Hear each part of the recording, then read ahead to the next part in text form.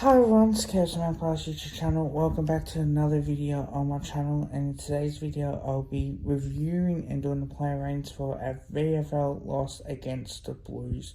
If you are a returning Carlton Magpies, welcome, like, comment, share.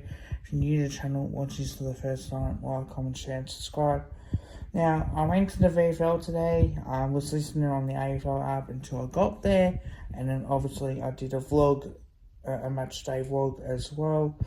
So let's get straight into it, shall we? And let's have a chat about really our disappointing performance in round 17 in the VFL. Now, we played absolutely terrible. We went down dramatically by 83 points. And this is the team that we beat by a point not that long ago as well. And why the fuck we're playing at Icon Park is beyond me. Why the fuck are Carlton aren't wearing a clash kit? And why the fuck as well, and that they have on the scoreboard Carlton as the home team, it makes no fucking sense. So at least just show a bit of respect that you put the home team first. I know it's Carlton's training ground and that's where they play in the VFL and AFLW and VFLW, but it seems like to me that we are at a disadvantage because we had to play them there. And I know we got Richmond at the Swinburne Centre before we play them at the MCG as well, which I might try and attend to it. If not, I'll watch it on the AFL app and then do the report as well. But this is where it frustrates the fuck out of me. 2013, 133 to 7850. Now, if you're new to the channel and you are watching this for the first time, like, comment, share and subscribe. But the way I do it is I break down each of the quarters and I'll go through the game. Now, I thought in that first quarter, we really showed some promise. I know that we did kick the first goal and so did Carlton. And they made it a little bit difficult for us at times.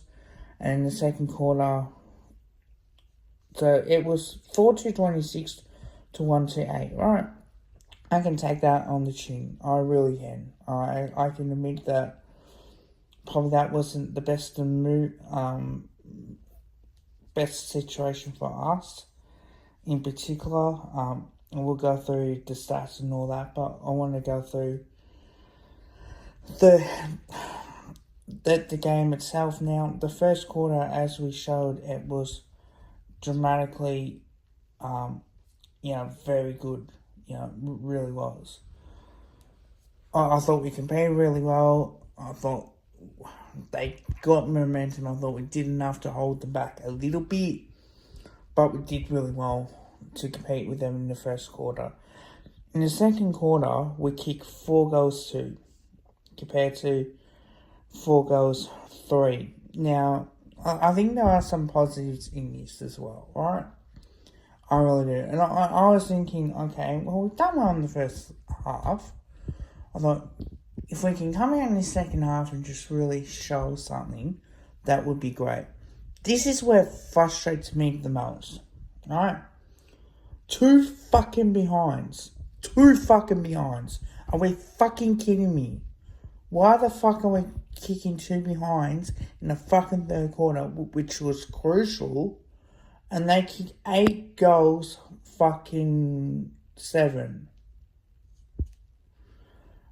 And then to top it all off, we decide to come out in the last quarter, kick 2 goals 2, and they kick 4 goals 1 in the end, alright?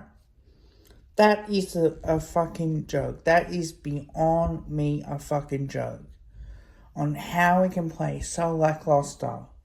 And I think there are some players that can hold their head held high in this.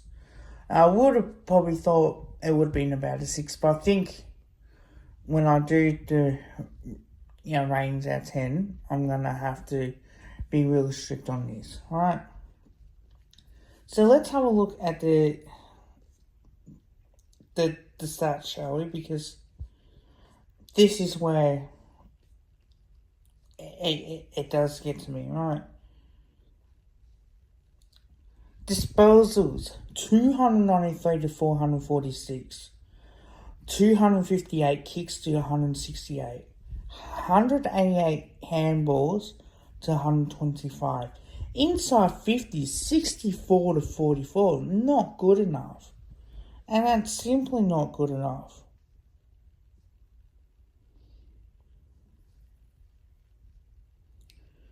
Alright, it simply ain't good enough. Free kicks 15 to 13. People that want to know the free kick count there. 41 to 34 in the hit out, so they dominate us in that. 47 to 32 in the clearances. Marks. 128 marks to 62. Unbelievable. 20 goals to 7. 13 behinds to 8. Timing fun 8 minutes 34 seconds while they had the whole game. 54 tackles to 49, and that was probably the fair distance in that, where we just need to be harder than that. But here's where it fucking frustrates me, in a way, alright? So, we had Ilo Smith kicked his first goal. I thought he was good. Hudson missed. I rushed behind for Carlton, that's right. Ramshaw kicked the goal. I rushed behind for Collingwood.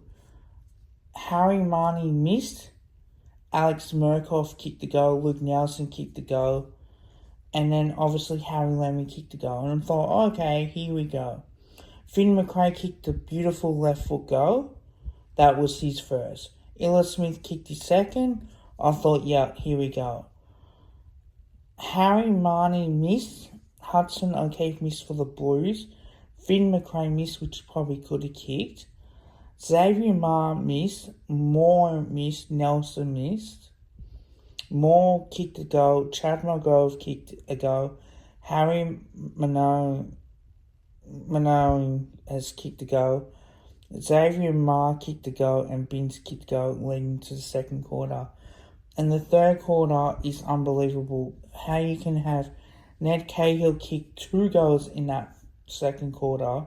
Cooper Law kick 1. Jack Bartel missed, which probably could have kicked. Rob Monahan missed. Ned Cahill missed. Jackson Binns kicked a goal. Lachlan Young missed. Hudson O'Keefe kicked a goal. And Jackson Binns kicked a goal. Ashton Moore missed. Brody Camp missed as well. Hudson O'Keefe missed. Harrison Kennedy missed. Harry Lemmy missed and Luke Nelson kicked the goal. And then obviously Ned Cahill kicked his third goal in that quarter. And thinking, okay, if we can come out and be competitive, that would be great. Harry Marnie kicked his second, and he kicked 2 goals to this point. Xavier Maher kicked his third. Ashton Moore kicked 2 goals too. Cooper Law kicked his second. I rushed behind to the Blues. Murkoff kicked his second. Harrison Kennedy missed. Chad Mulgrove kicked his second. And Harry Manoa missed as well. That to me was the difference. That is to me is a little difference. Now, how do I rate this out of 10? I would have gave it a 6 for effort, but I don't think I can do that. I'm going to have to mark it real harshly and give it a 4. That was a terrible performance in the VFL. Now, I'm going to be doing player ratings for the prize. Okay. Hayden Brown for the Magpies. He had officially 4 disposals, 2 marks and a tackle. Didn't see really much of him. I'm going to give him a 2 for his game. I thought, there's not much that you can say. Jack Bartel, he had 31 disposals, but he had 5 marks, 4 tackles. That is a 9 out of 10 game as well. Nicky Christian worked hard to get his disposals. He had 6 and he laid a tackle as well. I gave him a 4 for his game as well. Mason Cox had 23 hitouts, 11 disposals, 4 marks as well, and 2 clearances. I thought he was sensational, and I really thought that was an 8 out of 10 game for him, considering that he's done really well. Crocker's been poor, 2 disposals, 2 marks, 2 tackles. that is a 2 itself. Harry Dimatima had 12 disposals with 3 clearances and 3 tackles, 2 marks. I thought he showed a fair bit. I gave him a 6.5 out of 10 for his game. Josh Eyre had 8 disposals, 1 tackle, 3 marks. Competed well across half back. I gave him a 5 as a pass mark. Billy Frampton, I thought he was disappointing. 7 disposals, 3 fucking tackles, 1 mark. There are times where he was in no man's land. And look, does he get back in? No, he doesn't. I'm going to give him a 3 for his game. I thought he was terrible. Glover, at least he had 3 tackles, 1 mark, and he had 13 disposals. So he really did show a fair bit. I gave him a 6 for his game. T-Jaff, I want to see more of this kid play. I reckon he's a gun. 18 disposals, 4 marks, 3 tackles, and a clearance. I thought he was sensational. I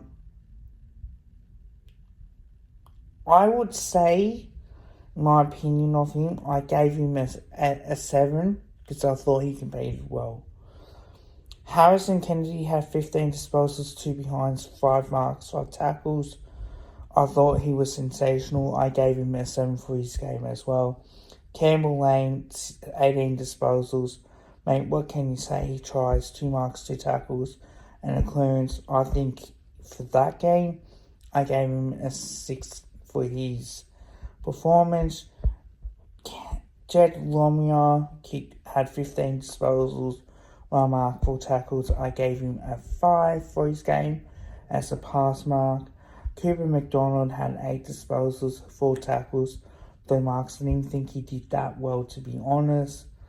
I gave him a 4 for his game. I thought it was way below that. One thing I will say with Finlay McRae, 21 disposals, 6 tackles, 2 marks.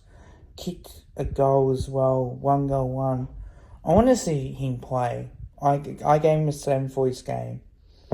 Harry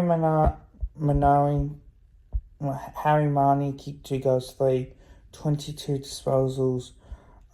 Just really 2 marks and 2 clearances. I thought he was sensational. I gave him an 8 for his game. Chad McGove kicked 2 goals as well, with his 13 disposals, 3 marks and a tackle. I gave him 7 for his game. Will Parker tried hard, 2 clearances, 18 disposals, 2 tackles, 4 marks. I gave him a 6 for his game. Caden Schreiber had 11 disposals as well, 6 marks and 3 tackles. I gave him a 4 for his game. Angus Silvers, 3 disposals. Look, I'm going to say it's a 1. Didn't see much of him. Ilo Smith had 11 disposals, 11 hit-outs, so I should say, 3 clearances, 12 disposals, a tackle, and 3 marks. Mate, this kid can play. I've got no doubt he can play. I gave him a 7 for his game. I thought he was good. Sparks, 9 disposals, 1 clearance. Mate, what can I say? He probably wasn't our worst player, but I did notice him a fair bit. I gave him a 5 as a pass mark as well. Tom Wilson, 16 disposals, 2 tackles, 3 marks. I also gave him a 6 for his game as well. Let me know what you guys think in the comments below as well for this review. One thing I will say, it looks like to me that we look fatigued. Like, it feels like we don't give a shit. Like, it feels like the hunger isn't there. And I think I need to start making a video and reacting to Fly's press conferences after games, and even maybe during the week where he'll give an update. I really need to start reacting to that sort of thing and having my thoughts, because I feel like for me, you play really well when we had the injuries, when we were dropping plays like when Markov was in the VFL, He desperately needs to go back there. I don't think he played that well. I definitely did think that was going to be the case. But having said that too, now it's a time that we need to start being smarter with our decision making as well. So I might need to make a video during the week about Collingwood. Now we're playing on the Sunday, so I'm going to have to get that ready as well. Previews will be out. Team talks will be out. I'm not going to do the extended bench. I know in the past I've done the extended bench and then I've done the proper one as well. But I'm going to focus on just the starting four plus who I think will be a sub. And then if there's any changes that come in as well. So it's been frustrating. Have to be hard. One thing I will say to our supporter base, especially online, I've copped it so much for going hard on these boys. But I do it because I care about this club. I do it because I love this club. I do it because I've got passion for this club. And I want us to have that success. I want us to have the hunger. I want us to be hungry enough to wanting to do it and getting better. And if you don't perform, you're in the VFL. Simple as that. That's, for me, why I've got so much faith that we can turn around. We haven't been in that great form. Yes, it's shown that. I think after the Melbourne game, to be honest, I think that's where it's starting to go downhill. Hope you guys like the video. Please don't forget to drop a like and drop a sub. Bye for now.